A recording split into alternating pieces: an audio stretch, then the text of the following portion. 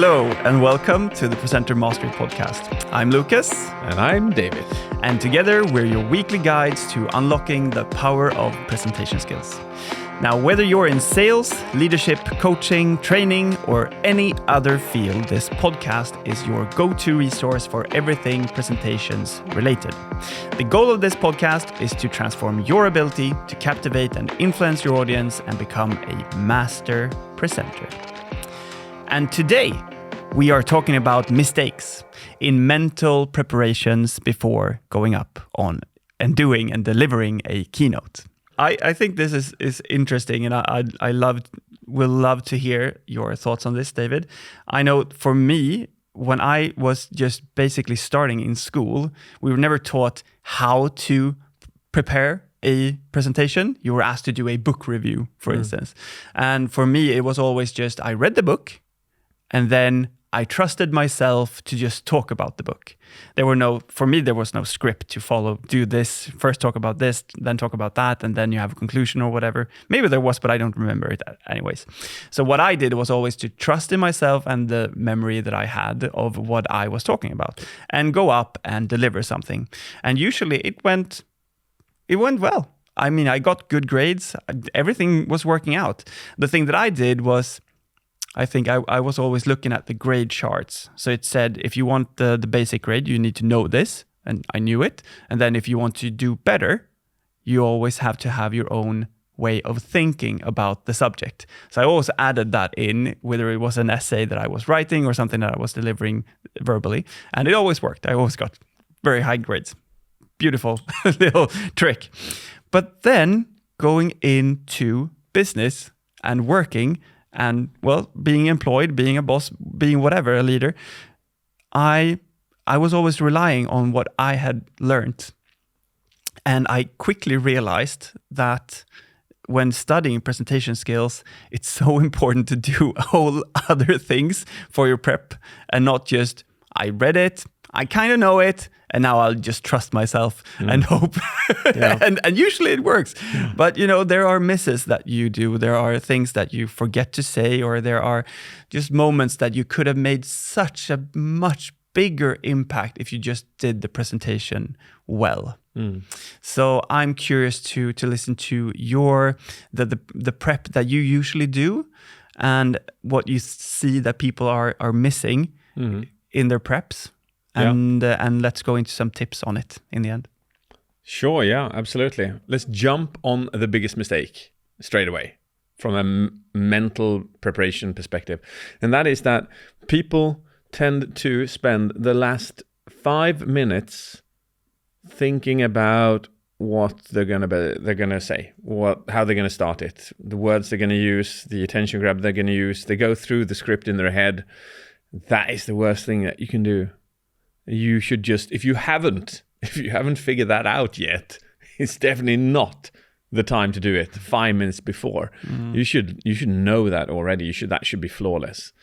What you should spend your last 5 minutes doing is just putting yourself into your best mental state. When are you the best version of yourself? Like, when does the best presenter come out of you? What does that require? And then you spend the last 5 minutes doing that. And that is the opposite side. So I'd say that is my absolute recommendation. Don't spend the last 5 minutes rehearsing. You should have rehearsed already. Yeah. It's kind of a procrastinator thing to do. I don't know why people do it. I think it could be just a habit thing. We tend to just lock ourselves into that. So I definitely recommend that. The second thing is go a little earlier, just not too early. Well, I think this is a bit personal, but I prefer going half an hour before, just listening to the audience. Where do I have them? Are they laughing a lot? Aren't they laughing a lot? What's the energy in there? So that you can match your own energy according to the audience. Sometimes I still make this mistake. And last one I think was about a year ago now. The client had given me details that, well, the audience, they're a bit drawn back. They don't want to do a lot of exercises. They can be a bit critical, So that was my image of this audience. So I prepared my talk, and I prepared it to be fairly serious and to the point, a bit technical, quite advanced. And that was my preparation. And for this particular keynote, the plane was late. There were problems with the taxi, etc., etc. So I didn't get there until 15 minutes until I was supposed to start. And then they were having a coffee break. So I go up on stage with that kind of energy that I'd built up in myself in the taxi. And they were on the absolute opposite. You know, they were laughing and they were light in their mood and they were positive and they were open. And I felt that I just killed the entire conference. I just pulled down the mood. I destroyed the happy sensation in there. And that is something that, yeah, I'll take that with me. Yeah, but I already knew how important it was. This has happened to me before in my career. I knew how important it was, but they actually lost the captain or the pilot of the plane. How can you lose a pilot? I have no idea. But that was the reason I was late primarily. Yeah, so that's another one. Yes, arrive 30 minutes before, listen in to the audience, but don't arrive 2 hours early because.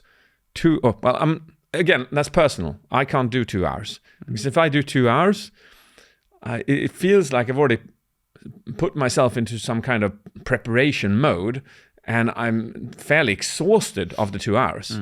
I love just going 30, 40 minutes before, boom, shake hands, hello, how's everybody? What's the energy? Let's go.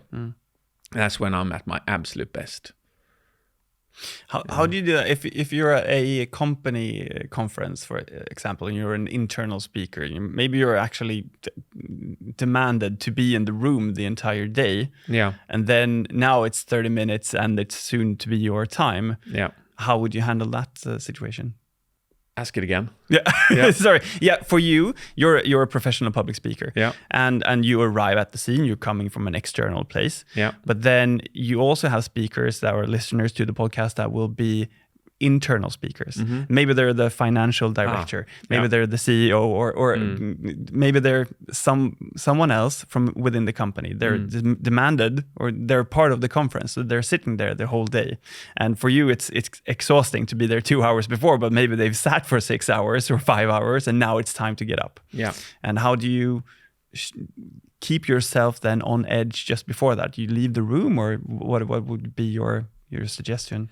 That's a great question. And I'd say that if you're there 4 or 5 hours earlier, it's just focus on your participation. Like just forget that you're doing your talk and just focus entirely on on being there, listening, interacting with other people. Do that and then just decide for yourself. 40 minutes prior to my talk, I'm going to go out and I'm going to do my priming. I'm going to listen to some music. I'm going to hit 25 push-ups or whatever that person's thing is. Yeah, so just mentally prepare yourself. Yep. But spending those 4, 5, 6 hours in your head going, it's going to be my turn, and maybe I should do this, maybe I should do that, changing your script, changing your slides while sitting there. This is the place where good preparations come into play, where you can just sit for 6 hours and be chill, listen to others, then go out, do your stuff, and then come in. Yeah, yeah. Absolutely. That helps you so much. Yeah. All right. So we have the last 5 minutes before a keynote, doing rehearsals, big mistake. Yeah. So arrive, perhaps, or go out of the room 30 minutes before and start preparing just mentally so that you're ready. Listen to the people, listen to the audience. Okay, done. Yes. So what would be more mistakes that you've seen people do in their mental preparations? I see a lot of people go through in their head what questions may come up or what problems may arise, but most specifically the questions, critical questions. What will the audience say? What will they think? And that is also an exhausting version of a mental build-up. Again, the opposite. That's like a professional football player just going, wonder how the opposite team will score. on us. Let's just imagine somebody doing that as a preparation for a football match. That doesn't add up. So I'd say instead, embrace that as well. Like go, oh, I hope they ask me a question which I haven't been able to answer before. That would be awesome, because then I could learn to get a new angle on that. I hope that that somebody has some new feedback to me, for some new feedback that I could use today. That could be awesome as well. So just a different perspective on questions. The way you handle the question is the primary thing. So if you go, wow, that is an extraordinary question. I've read about it. I know it. Can't remember it right now. Let me write that down and get back to you. What's your email? So handle questions in that way instead. And the fourth, and I'd say the last thing that I'm going to bring up now, would be sometimes you're there and you find that the speaker before you was super funny. Like literally stand-up comedian. You don't find yourself to be funny. You're not a funny person. Your style is different. But for some reason, some people still they insist that they try to match the previous speaker. So they try to be funny, but they're not funny, which just makes it so much worse. Instead, trust your style. What life is about contrast. You know, we want highs, we want not just lows, but we want laughter. And then we love another talk where we cry, and then another presentation where we are inspired, another talk where we laugh again, and then another talk where we just learn something technical, and that's amazing as well.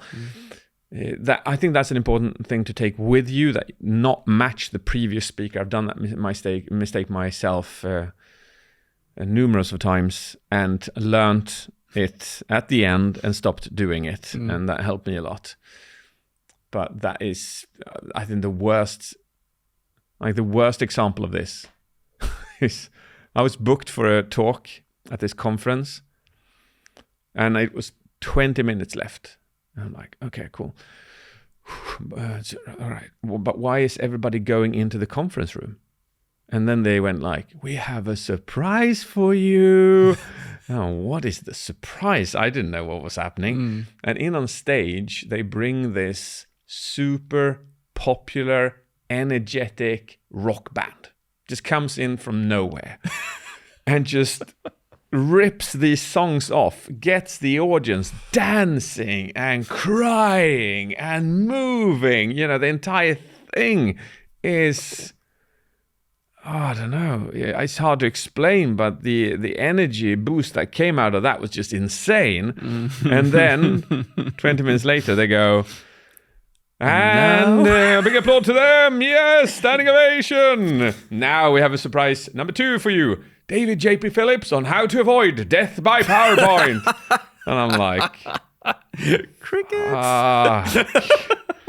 How can I even remotely come close to that? And I attempted. Yeah. I attempted to deliver how to avoid death by PowerPoint as it was a rock show.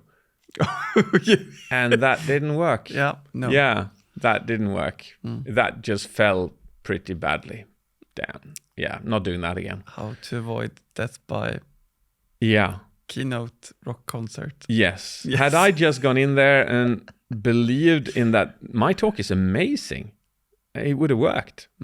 Yeah, but trying to match the previous rock concert in Death by PowerPoint talk, just not a good idea. So those 4 things to think of. I think that last one is really something that a lot of us can just relate to, of being in comparison. I mean, that's the whole thing with social media today. You see everyone's houses, the perfect lives, the fast cars, whatever it is, and you compare whatever you have with that. Yeah. And forget to remember just to be grateful for the things that we have, but also just like, this is my message. I own it. They booked me because they wanted to hear the thing that I do, not something else. And it's not time here to start changing it. I need to do what was prepared. Yeah, that's a good point. And I think at the end of the day, I look at people's criticism of me or of others as music. It's like death metal. Some people love death metal, some don't. but they're humans, both of them. And it's the same thing with presenters. It's the same thing with social media. It's the same thing with any and all humans. Everybody can't like you. It's just impossible. People have their preferences. Some like that death metal, some don't. Some will like you, some won't. But what you can always be true is to yourself. If you know that this is my thing, this is what I do, this is why people commonly enjoy what I do. You wouldn't have Coldplay suddenly going like, we should sound more like Metallica. There's more people who like Metallica, so we should sound like Metallica. Nah, there's plenty of people who like Coldplay. You do your thing. That's how you became famous. That's how you became big.